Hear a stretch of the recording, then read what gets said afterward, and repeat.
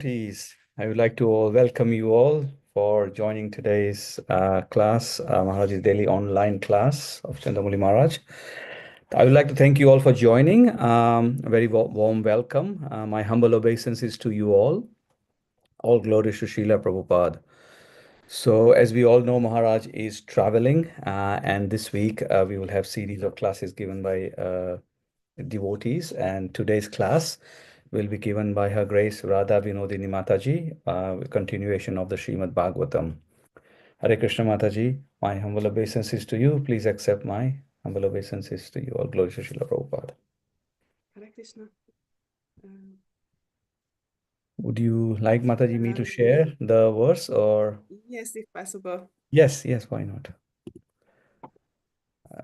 Just to give me.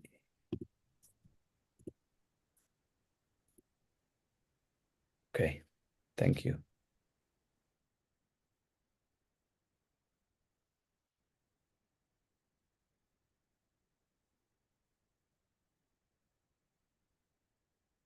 Okay. Hope you can see it.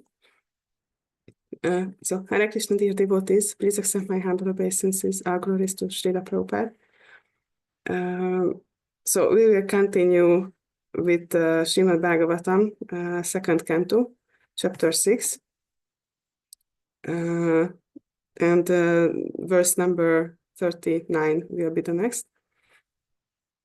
Om Namo Bhagavate Vasudevaya. Om Namo Bhagavate Vasudevaya.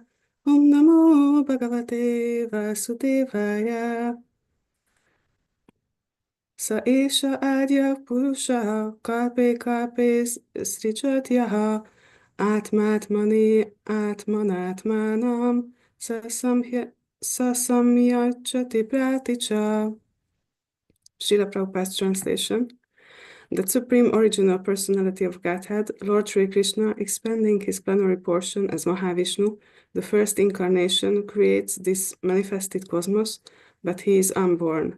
The creation, however, takes place in him, and the material substance and manifestations are all himself. He maintains them for some time and absorbs them into himself again. Srila Prabhupada's purport. The creation is non-different from the Lord, and still he is not in the creation. This is explained in the Bhagavad Gita 9.4 as follows. Maya tatam idam sarvam jagad avyakta murtina matstani sarva bhutani nachaham teshva vastitaha. The impersonal conception of the Absolute Truth is also a form of the Lord called Avyakta Murti. Murti means form, but because his impersonal feature is inexplicable to our limited senses, he is the Avyakta Murti form, and in that inexplicable form of the Lord, the whole creation is resting. Or, in other words, the whole creation is the Lord himself, and the creation is also non-different from him, but simultaneously he, as the original personality of Godhead of Sri Krishna, is aloof from the created manifestation. The impersonalist gives stress to the impersonal form or feature of the Lord, and does not believe in the original personality of the Lord, but the Vaishnavas accept the original form of the Lord, of whom the impersonal form is merely one of the features. The impersonal and personal conceptions of the Lord are existing simultaneously, and this fact is clearly described both in the Bhagavad Gita and in the Srimad Bhagavatam, and also in other Vedic scriptures. Inconceivable to human intelligence, the idea must simply be accepted on the authority of the scriptures, and it can only be practically realized by the progress of devotional service unto the Lord, and never by mental speculation or inductive logic. The impersonalists depend more or less on the inductive logic, and therefore they always remain in the darkness about the original personality of Godhead Sri Krishna. Their conception of Krishna is not clear, although everything is clearly mentioned in all the Vedic scriptures. A poor fund of knowledge cannot comprehend the existence of an original personal form of the Lord when he is expanded in everything. This imperfectness is due more or less to the material conception that a substance distributed widely in parts can no longer exist in the original form. The original personality of Godhead, Adya, Govinda, expands himself as the Mahavishnu incarnation and rests in the causal ocean, which he himself creates. The Brahma Samhita 5.47 confirms this as follows. Yakaranár Nava Jali Bhajatisma Yoga, Yoga Nidram, Ananta Jagadanda Saroma Kupa.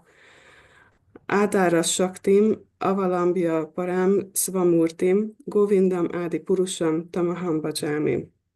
Lord Brahmaji says in this Brahma Samhita, I worship the primeval Lord Govinda, who lies down in the causal ocean in his plenary portion as Mahavishnu, with all the universes generating from the pores of hair on his transcendental body, and who accepts this mystic slumber of eternity.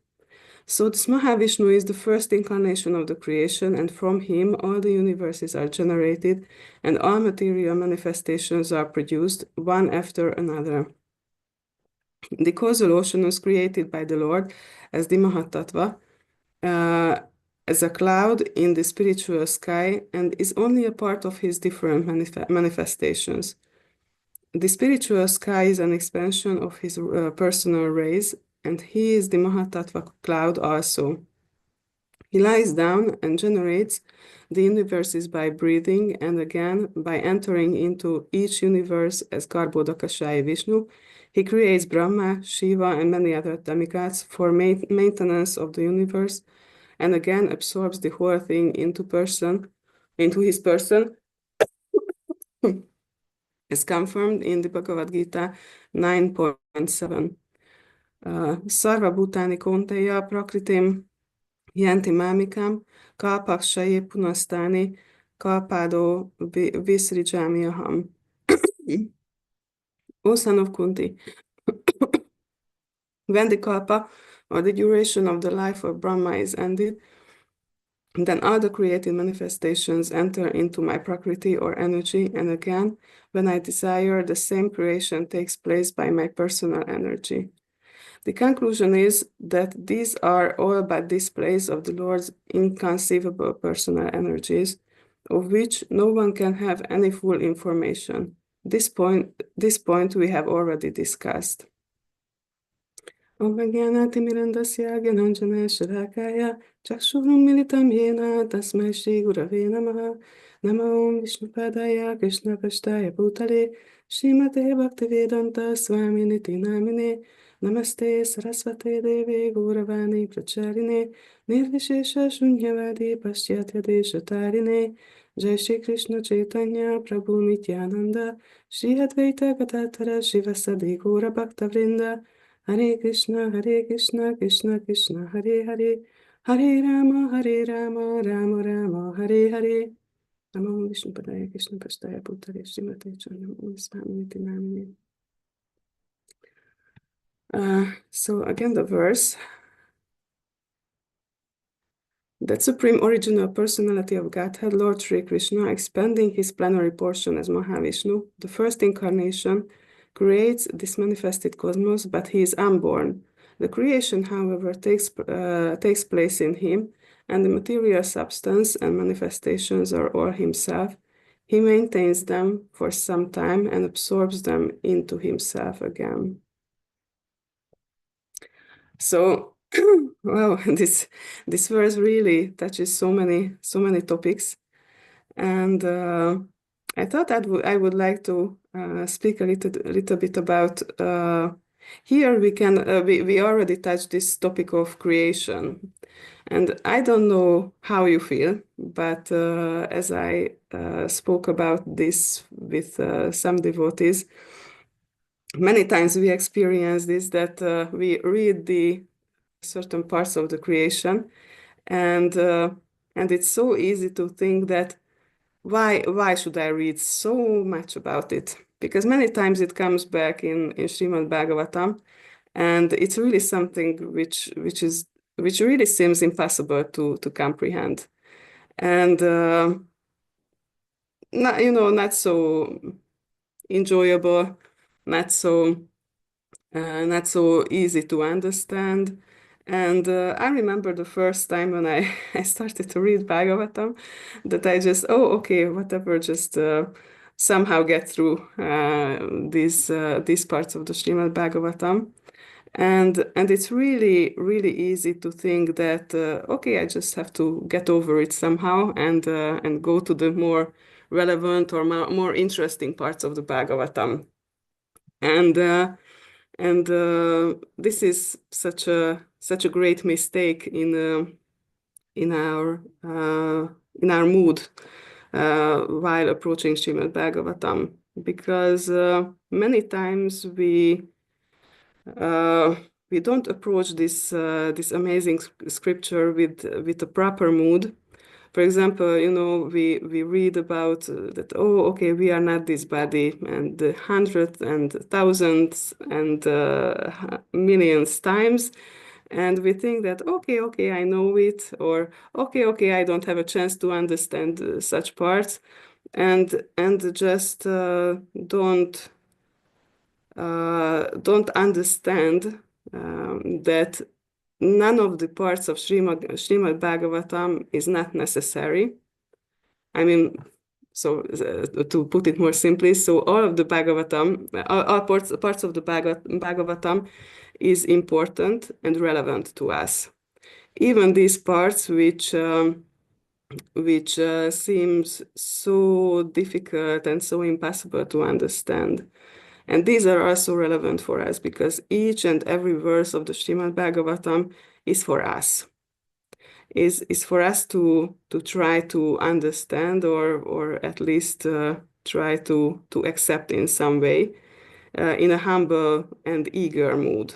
Because one of the qualifications for reading Srimad Bhagavatam is the eagerness to want to understand it, to want to hear about Krishna. And these parts are also obviously about Krishna because there is nothing in this creation which is not about him. And these parts are also important. And so sometimes we are more eager to hear about pastimes because it's easier to focus on stories. And when it's about pastimes of Sri Krishna, then it's also enjoyable. There is this sweetness.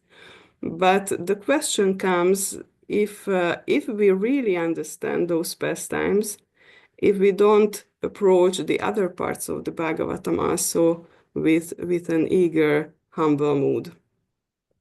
And there is this verse in the Bhagavad Gita, uh, 4.9, this when Krishna speaks to Arjuna that Jamma karma chame divyam evam yuveti tatvataha tyaktva deham punarjamma naiti mameti sorjuna. So when Krishna says that one who knows the transcendental nature of my appearance and activities does not, upon leaving the body, take his birth again in this material world, but attains my eternal abode, Arjuna. And this verse is such a big promise, such a great promise that, okay, we just need to understand these things. Krishna's transcendental nature and his appearance, and it gives it might give the idea that we should more likely focus on Krishna's activities. But the question comes, if we know what it means to understand his appearance and activities. Something similar is also mentioned, I just found in the past few days in Srimad Bhagavatam, first canto. So it's relatively the beginning of Srimad Bhagavatam in chapter 3, verse number 2. Srila Prabhupada in the purport says something very similar. And I think he refers to this Bhagavad Gita verse in this purport, that one who knows these plenary features of the personality of Godhead, and here in the verse, he speaks about the in the verse. Anyway, so in the purport, he speaks about the different Vishnu avatars, the Purusha avatars. So Karanodakashayi Vishnu, Garbhodakashayi Vishnu, and Kshirodakashayi Vishnu. And he says that one who knows these plenary features of the personality of Godhead knows Godhead properly, and thus the knower becomes freed from material conditions of birth, death, old age, and disease, as it is confirmed in the Bhagavad Gita. So probably he refers to this verse, which we mentioned previously. But it's very interesting because the Bhagavad Gita might give the idea that we have to focus on Krishna's as the original body's activities. But here it speaks, Srila Prabhupada speaks about the Purusha avatars. So it's more connected to our verse today, that if we understand how Krishna expanded as the different Vishnu avatars, then this helps us become freed from material conditions. So it gives the understanding that these stories, creation stories, how avatars expanded, is also very relevant to us, even if it's not so easy to comprehend, because these stories are not just like a stepping stone to understand the more enjoyable parts. These are also Krishna. So I remember once I've heard this from one senior devotee said that being enthusiastic to hear about Krishna means that we are enthusiastic to hear about anything connected to him. So about these topics also. So whatever is in the Srimad Bhagavatam, we should be eager to hear those things. And understanding, back to this previous verse, so understanding Krishna's appearance and activities, we should understand what it means to understand this. It's not just, I can speak about, I memorize how this pastime was, how Krishna appeared in the material world. I can recite what kind of pastimes he did, how he related to Rajavasis, or how he killed demons, and then it's okay. Because here it says tatvataha, in reality. So it's very, very deep thing to understand what it means, knowing this transcendental nature of the Lord's appearance and activities. It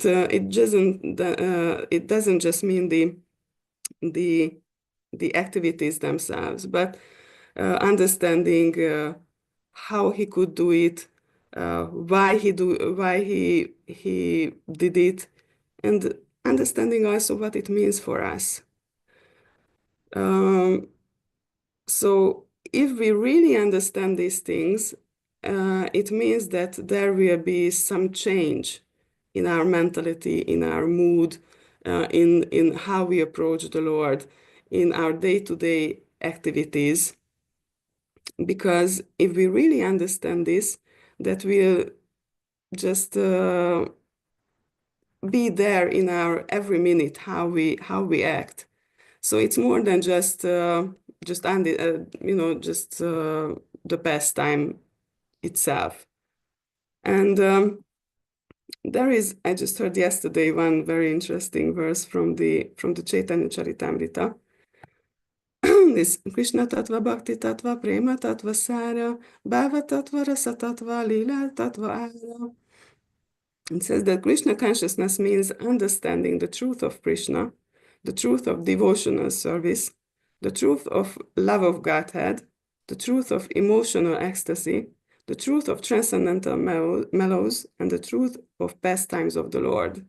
So here we can see a gradual progressing, how from truth of Krishna, truth of devotional service and love, we gradually get to the pastimes of the Lord. So it doesn't start with the pastimes of the Lord, but it gets there by understanding the previous things.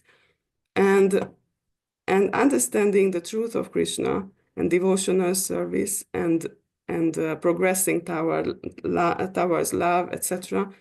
It means that we really have to understand what devotional service means, why we do devotional service, and what it means to love God, why we should love God. So with these things, we start the whole process that we need to understand who is Krishna. So everything starts with faith, and when we hear about these things, it supports this part that we understand our own position and Krishna's position. So just imagine that if we don't even understand the creation, which is just a small part, this material creation is a small part of Krishna, and even this is so difficult to comprehend, then how can we understand Krishna? So I mean his activities and how we can have this futile endeavor to try to control his creation when we don't even understand this creation. So we really should think about it, that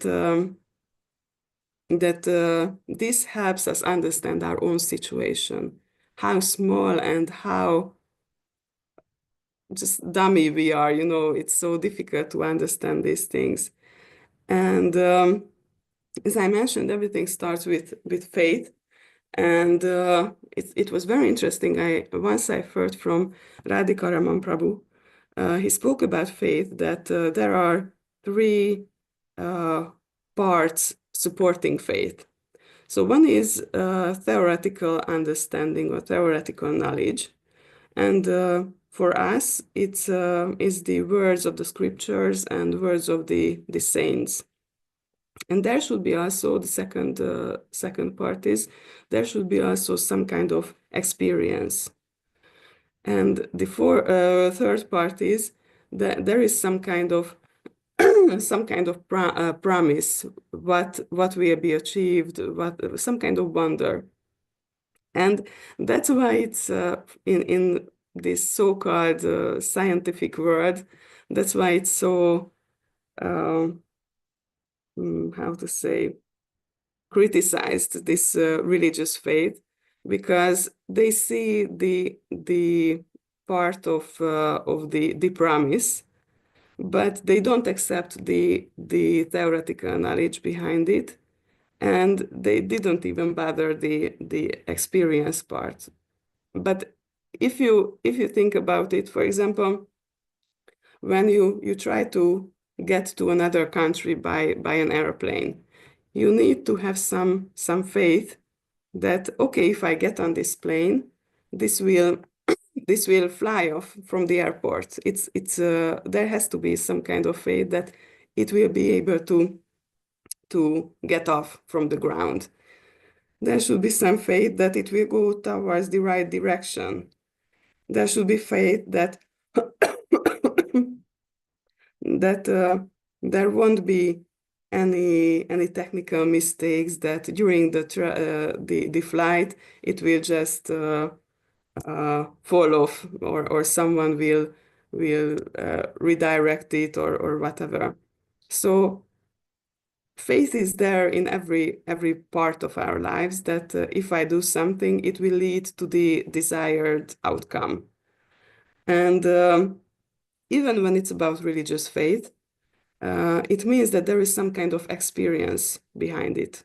It was very interesting because if you think about it, what it means to have not just theoretical knowledge, but realized knowledge, it means that we have some kind of experience about this topic. So, and it strengthens the faith, and it will be stronger after the experiences. And this is how, okay, we have some initial faith in the beginning, but it will lead to stronger and stronger faith by practicing the process of Krishna consciousness and get more and more experience. And part of this experience is that what can we experience about Krishna? Because we don't see his form.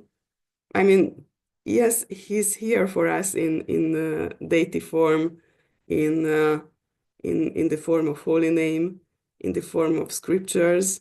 But let's be honest, it's difficult for us to comprehend that these things are non-different from Krishna and the same as um, his person. And one thing which we can really comprehend is the universe around us, and that's why for neophyte devotees, for example, neophyte transcendentalists, it's recommended to meditate on the universal form of the Lord, because this way we can understand the greatness of the Lord. Because otherwise, we speculate so much. It's so easy to believe in a speculated form of the Lord or in a speculated nature of the Lord. But this verse in Bhagavad Gita said, Tatvataha, we need to understand the Lord as he is in reality. And in order to understand him like that, we have to have some kind of experience about him. And this is what the universe can provide us, that one way that we understand that this is just such a small part of him and how great he is, how inconceivable he is if he created everything, such a great creation. And when we have this strong faith and knowledge and experience, then this will lead us to surrender. And this is why we need to understand this knowledge as it is and understand Krishna as he is.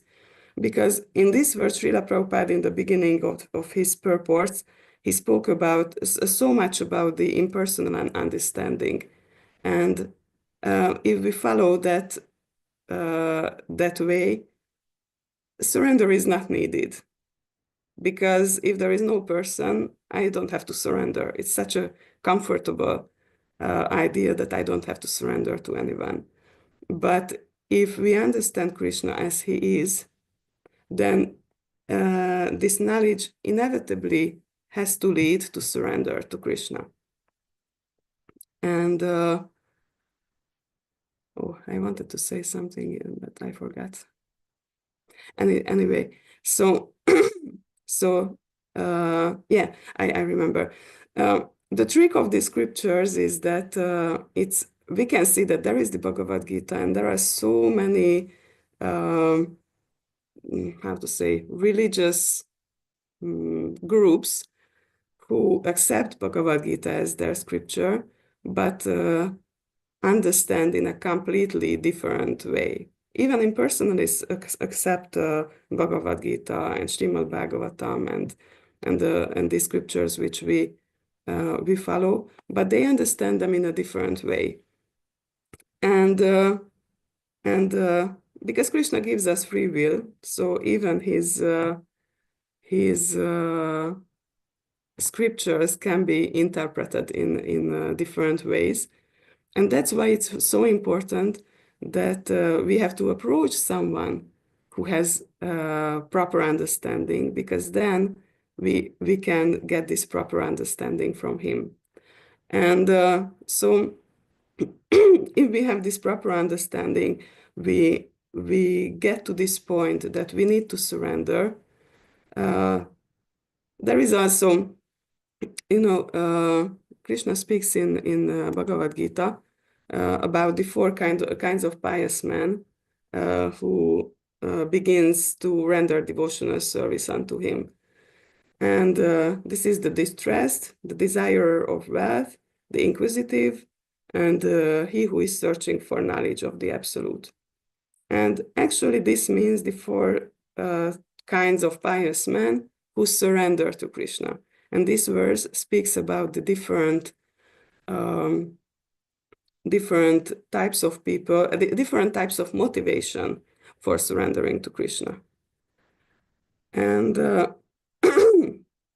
it's very interesting, I've heard just lately, that these certain types of people um, are actually the four varnas. So the Shudras, they can surrender to Krishna because they are suffering so much and they want to get rid of this suffering. Because they are those who are most likely this connected with the senses, and the sense enjoyments is are sorry, how to say this. So they are, their happiness depends mostly on connecting with sense objects. The second group, this desirer of wealth, I suppose you can guess immediately that this is the class of Vaishyas, because their goal is to produce wealth, and that is the motivation. The inquisitive is it's a bit more tricky. This is about the Kshatriyas, because they have this challenging mood, like, okay, what will happen if I do such and such things, and just are curious about if they act in certain ways, what will be the outcome. And the fourth one, who is searching for knowledge of the absolute, is obviously it's the brahmanas, because they are the knowledgeable class of the four. And it's very interesting that because it is said that in this age, in Kali Yuga, everyone is in Shudra or even lower classes. This means that we can only surrender to Krishna because of suffering. And that also leads us back to this creation, that if we understand that I'm not able uh, to reduce my suffering by my own endeavors, then it will lead us to surrender to Krishna. So, so this is the next step. And by understanding the scriptures, we can also understand that, okay, I need to surrender because I cannot do anything else, actually. But there is this another thing which we can understand from the scriptures, that Krishna is capable of giving us shelter, and also is willing to give us shelter. Actually, this is the two reasons for him to create this material creation.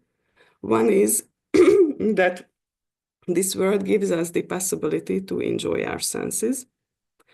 And the second is that this world gives us the possibility to understand that this whole endeavor of enjoying our senses is so futile, and this world can gradually lead us to the understanding that we need to surrender to the Lord. And He is willing to protect us. He's waiting for us to approach Him for protection, actually. And in order to get to this, I don't know why I didn't speak about this sooner, but anyway, sorry. In order to properly get to this conclusion, we really, really need to understand the messages of Bhagavatam.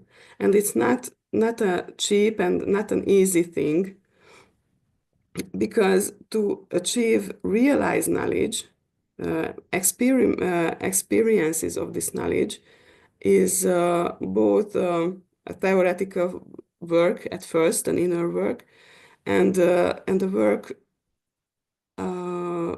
I mean, like an outside work. I could say that it should gradually manifest in our actions. And in in a moment-to-moment way. So this knowledge should manifest in each and every moment of our way of thinking and our way of acting. And just one last point, that this part of reading about the creation, hearing about the creation, one thing which I spoke about it, how it can give us the understanding about the Lord's greatness and about the futility of trying to control this world, because we don't even understand the how it was created and the laws of it. But another thing which we can learn from it is that it actually also speaks about our inner life. Because if we read carefully about the creation, we can notice that there are parts when it speaks about the creation of ahankara, false ego, creation of the mind, creation of the intelligence. And we can get an idea about how not just our outer big world works, but we can get an understanding how our insight, how our consciousness works.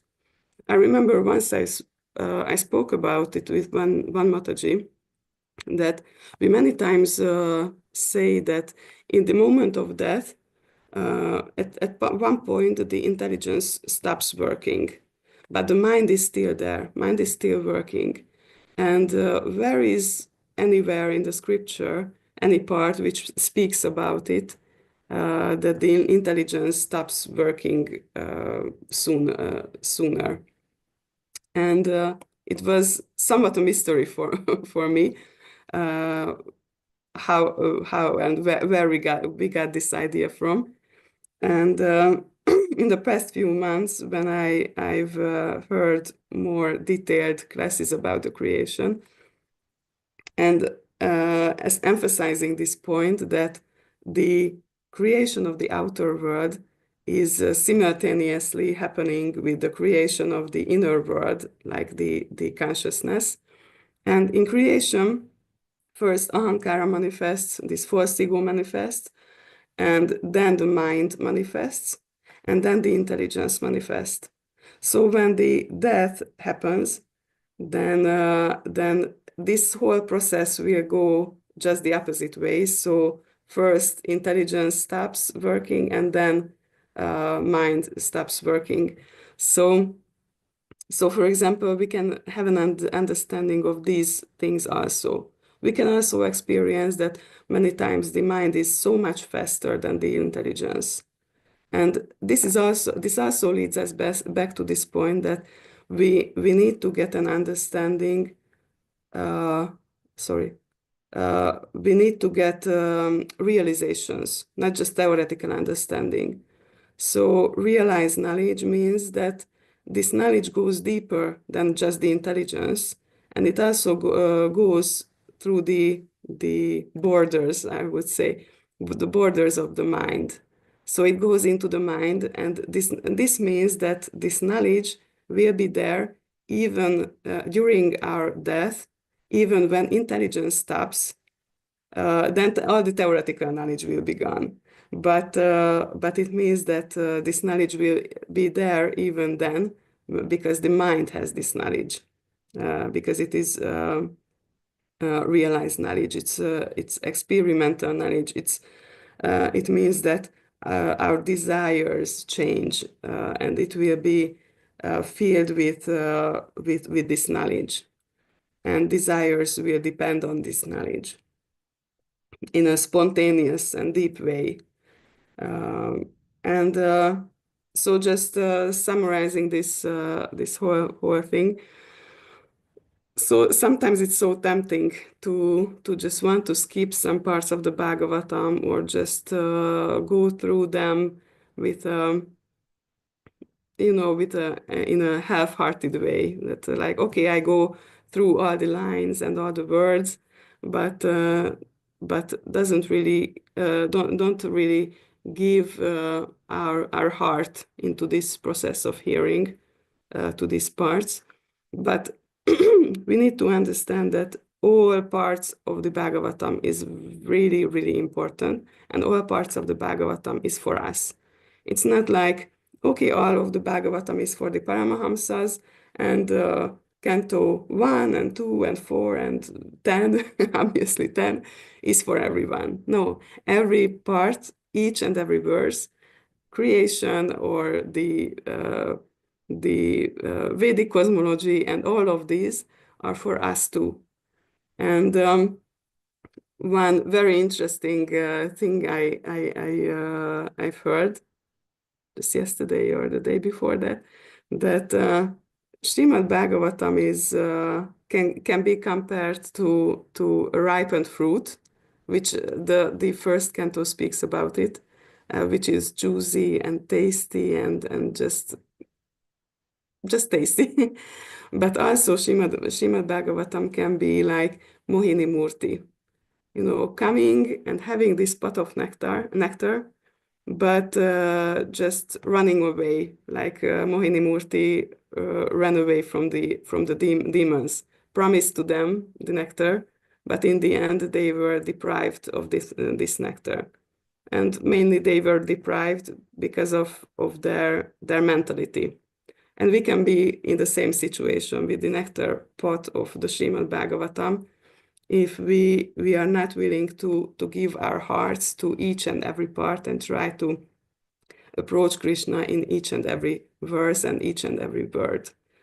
And so I just would try to give some understanding why these stories of creation and expansions of the Lord can be relevant to us, and to give some motivation to read them more willingly and more with a desire to understand Krishna.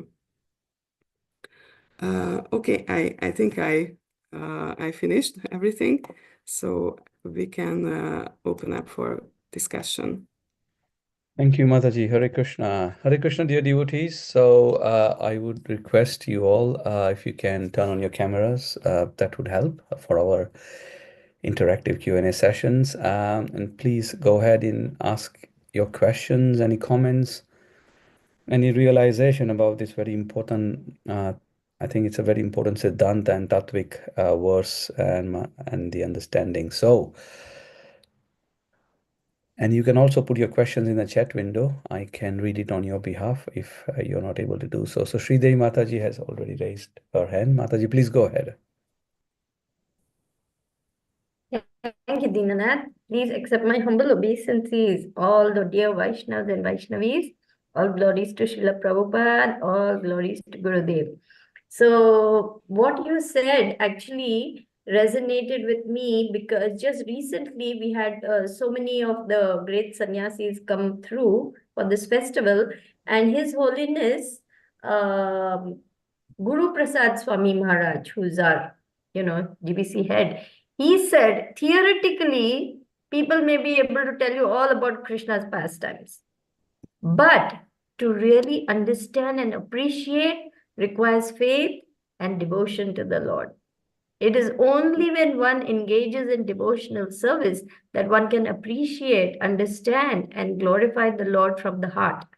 Theoretically, people may speak so many shlokas, so many quotations, so many, eulogies they can say, but real appreciation will come only when there's love and devotion.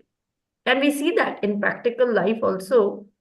That story of Narad Muni going to the high priest and going to the cobbler and saying that the Lord was passing an elephant through the eye of the needle. The priest is like, oh, come on, Narad Muni, what are you talking? He knew all the shlokas, he knew all the shastras, he knew all the homas, he did all the pujas, he knew everything. But did he really know Krishna? No. Why? Because his understanding was just theoretical. So he just dismissed what Narad Muni said, saying that, oh, you're just lying, you never went and saw the Lord.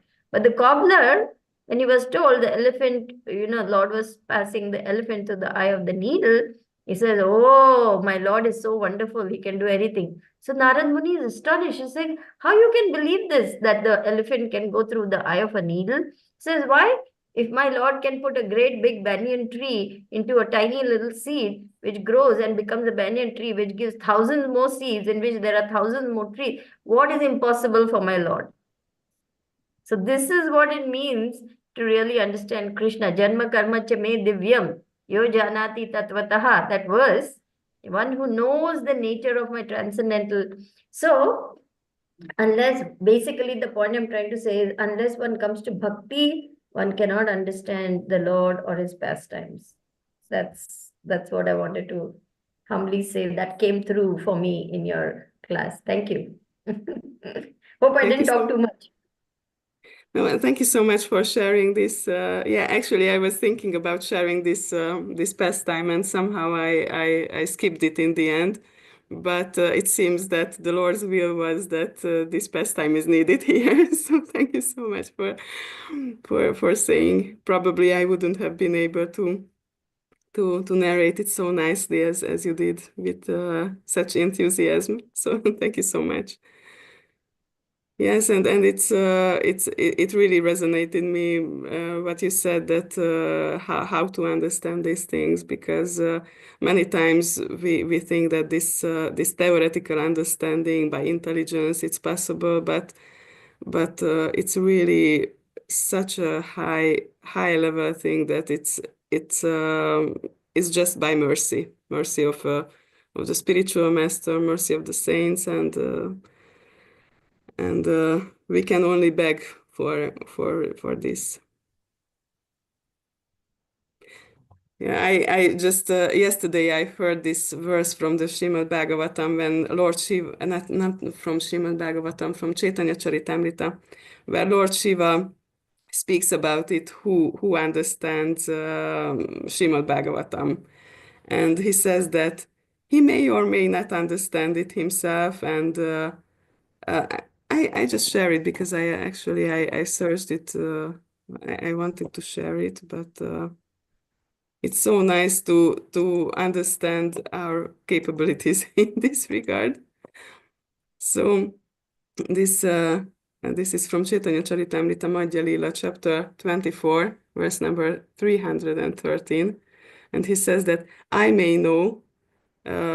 He speaks about Srimad Bhagavatam. I may know. Shukadev Goswami, the son of Vyasadeva, may know, and Vyasadeva may know or may not know Srimad Bhagavatam. On the whole, Srimad Bhagavatam, the spotless Purana, can be learned only through devotional service, not by material intelligence, speculative methods, or imaginary commentaries. So I was really so amazed by this verse, that it's really such a high level to understand Srimad Bhagavatam, but nonetheless, we try to and endeavor to get some understanding and nectar drops by the mercy of Guru Maharaj. Jai. Thank you, Mataji, and thank you, Sridevi Mataji, for sharing your realizations and your thoughts. Thank you. Any other comments, dear devotees? Any other question that you would like to ask Mataji?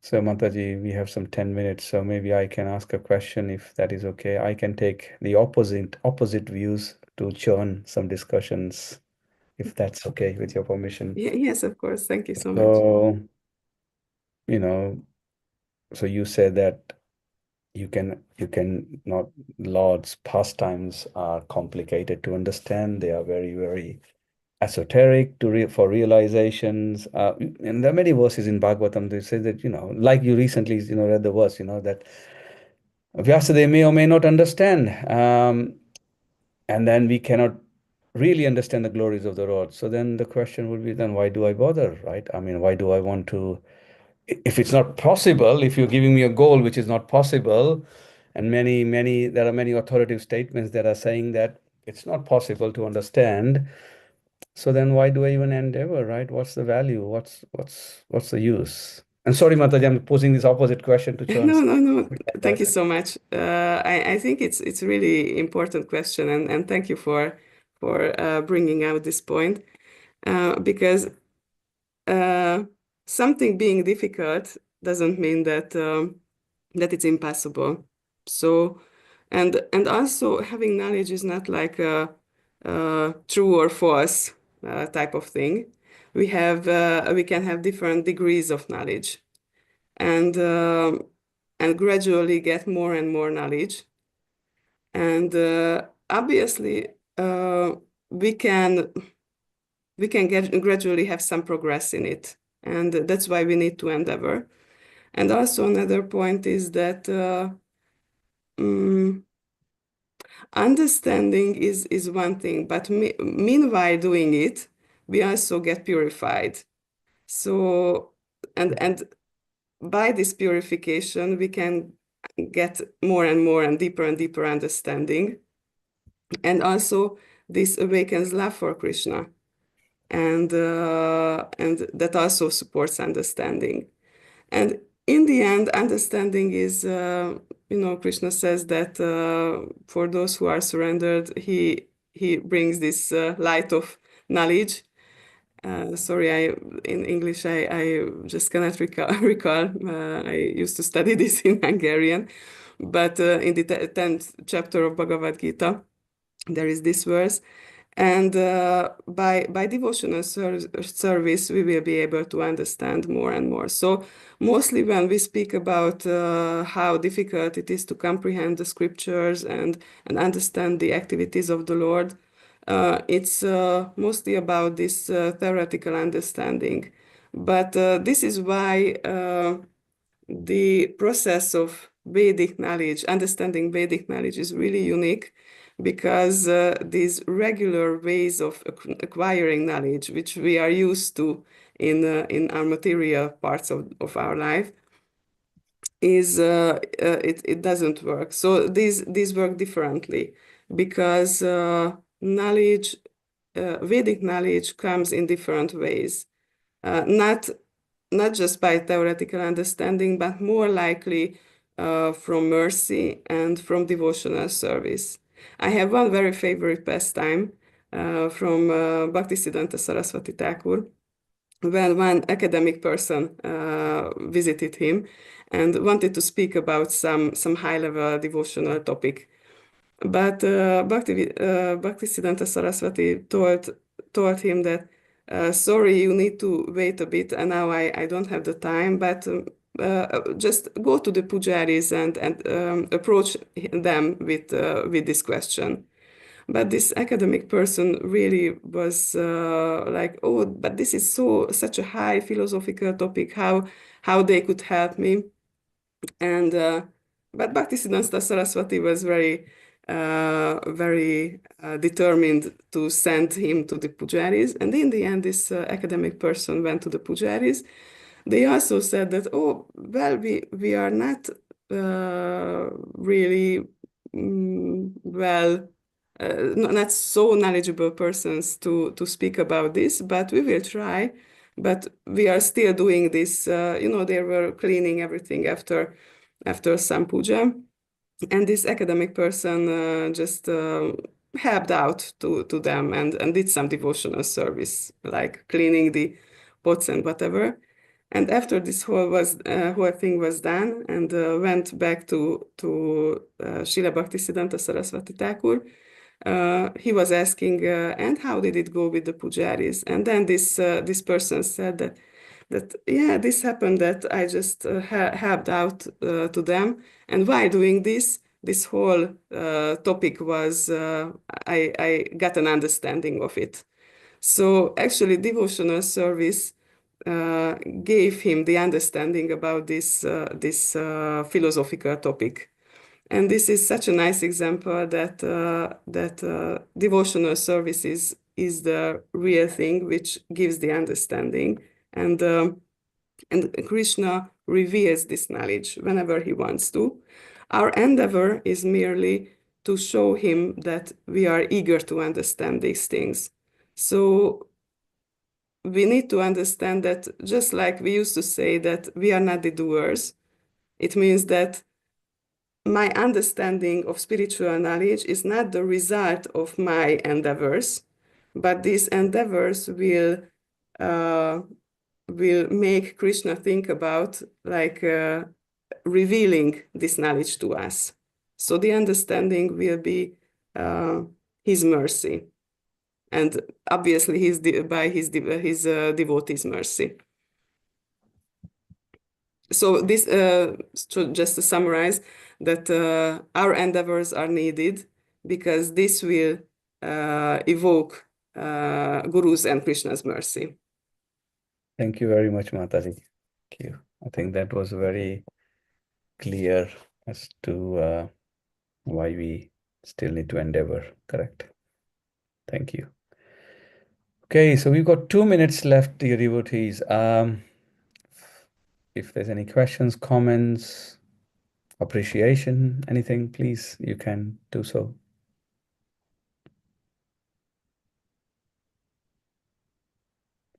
There was a very nice, I was reading this in Srimad Bhagavatam, and I can't remember the canto. I think that's, one of the translations says that it is not possible because we can't comprehend the glories of the Lord, it's not possible for the jivas to offer prayers.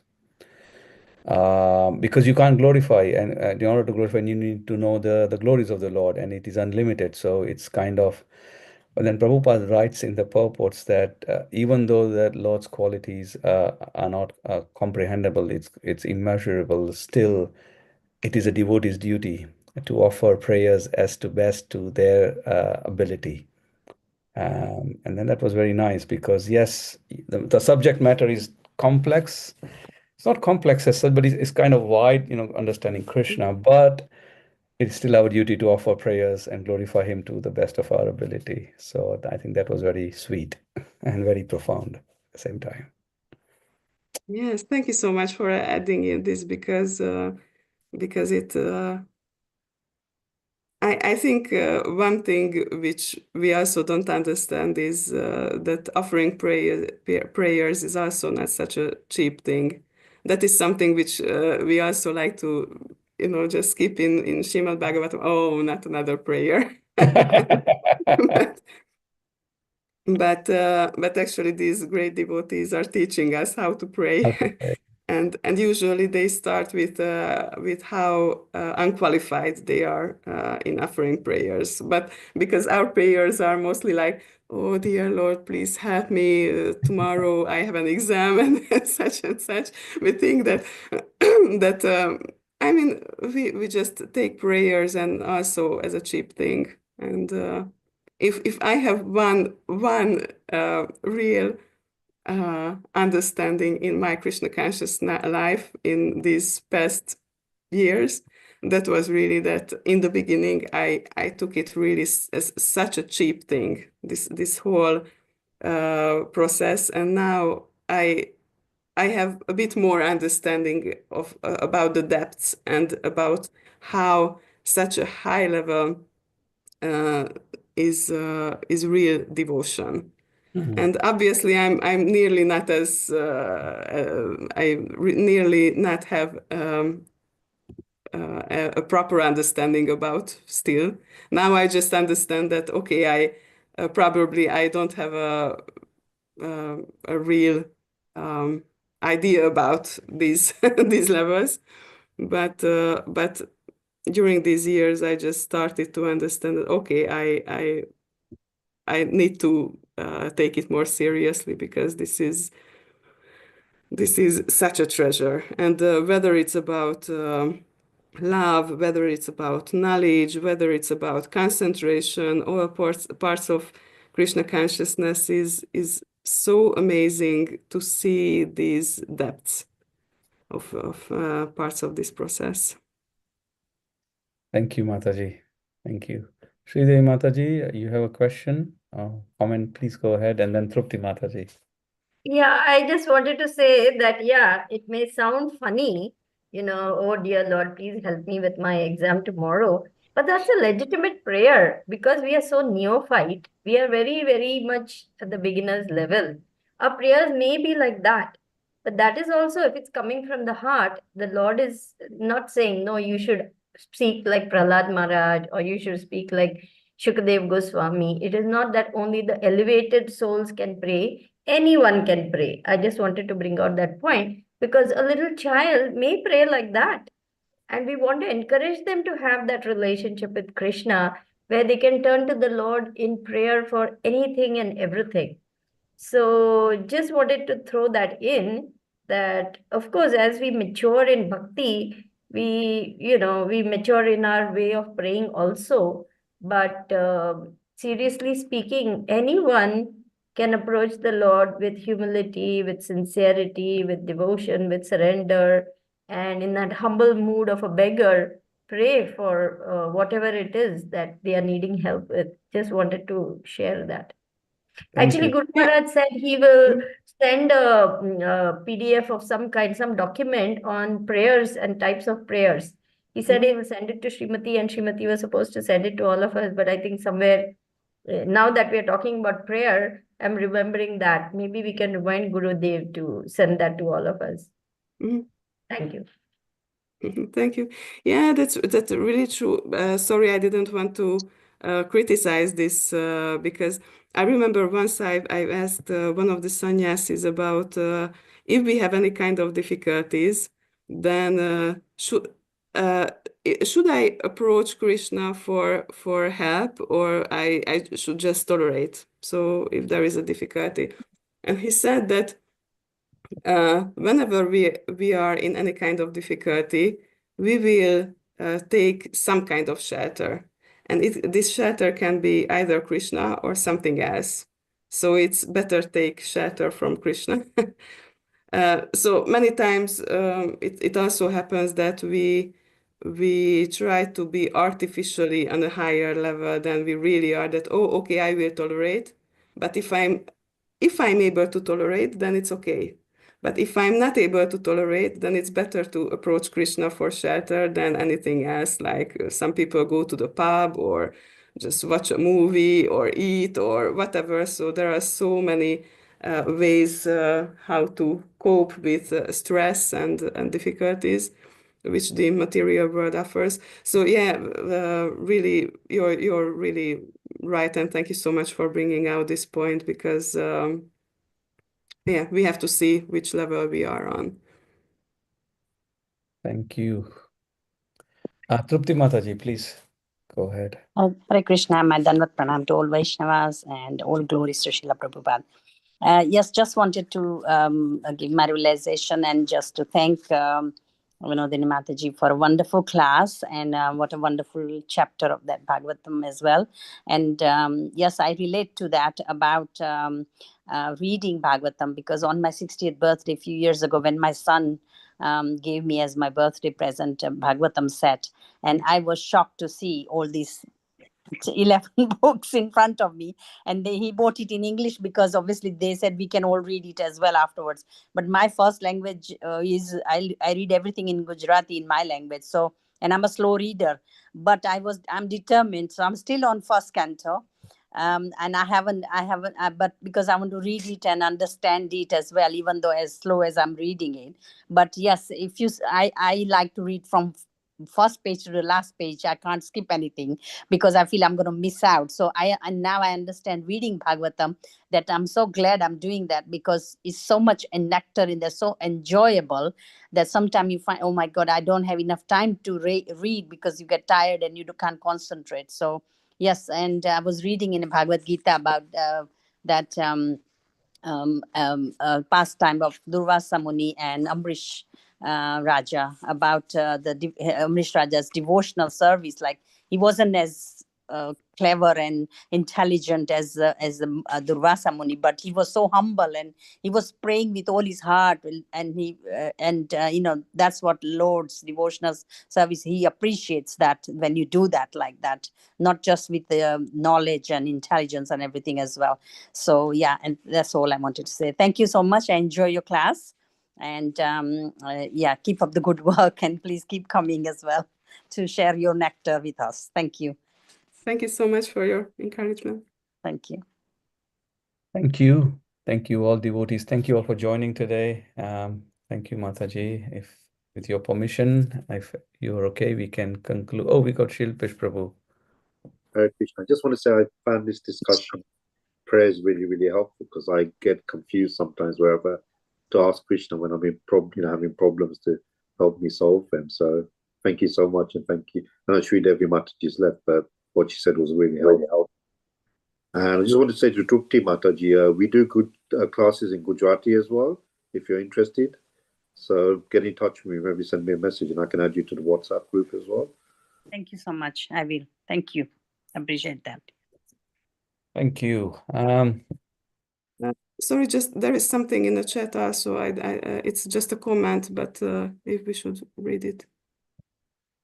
Okay, you pray. Okay, yes, this was from Rishabh Prabhu. Prayers of the devotees, attraction like Ganges. Kunti Srimad Bhagavatam 1.8.42. O Lord of Madhu, as the Ganges forever flows to the sea without hindrance, let my attraction be constantly drawn to you without being diverted to anyone else. Krishna confirms the analogy, Chaitanya Charitamrita 1.4.205. Just as the celestial waters of the Ganges flow unobstructed into the ocean, so when my devotees simply hear of me, their minds come to me who reside in the hearts of all. And the Chaitanya Charitamrita 1.4.206. These are the characteristics of transcendental loving service to Purushottama, the Supreme Personality of Godhead. It is causeless and it cannot be obstructed in any way.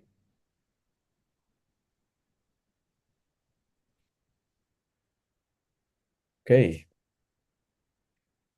Thank you all. Thank you for joining. And I think with your permission, we can conclude your class, the class, Mataji, if that's okay. Yes, thank you so much. Vanchakalpatarubhyascha kripa sindhubhya eva cha patitanam pavanebhyo vaishnavebhyo namo namaha samaveta bhakta vrinda ki jai. Raj Srimad Bhagavatam ki jai. Srila Prabhupada ki jai.